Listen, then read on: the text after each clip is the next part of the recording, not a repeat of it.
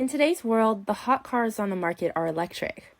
In 2017, there were only 3 million electric vehicles on the road in the entire world, but that number is expected to spike to 530 million by 2040.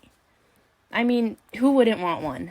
Electric vehicles save you money on gas, all the while helping the environment. It's a win-win situation, right? Well, not completely. Instead of their harm being done on the road through tailpipe emissions, the consequences of electric vehicles arise before and after their usage. Why?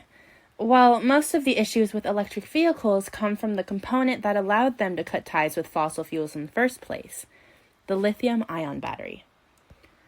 Though a battery may seem rather simple, behind it all hides a global mining industry that's excavating tons of material every day to create these devices, harming our environment and communities in the process.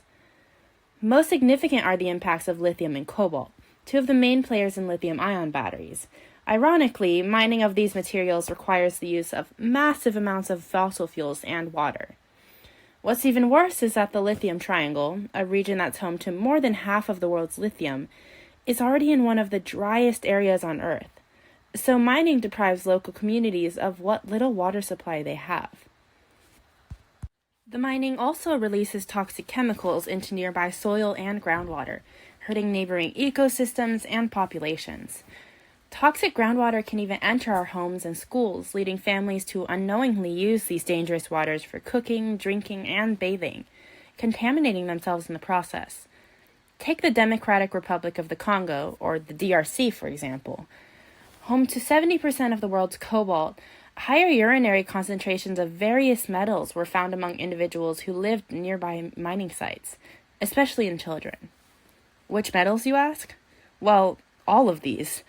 I'll save you the trouble of counting and tell you that there are 17 on this list. These communities are being poisoned by 17 different metals, all for the sake of a battery. Not only that, but about a third of the DRC's cobalt production comes from artisanal miners, which are independent workers who dig for ore using basic tools. This practice forces miners to work closely with harsh materials, being exposed to airborne chemicals, loud noise, and accident risk on a daily basis. These human rights violations disproportionately impact lower-income communities that have no other choice but to take these jobs. Even after all of this, you only end up with a battery that will last about 10 years on average. But they don't just disappear afterwards. Created using Powtoon.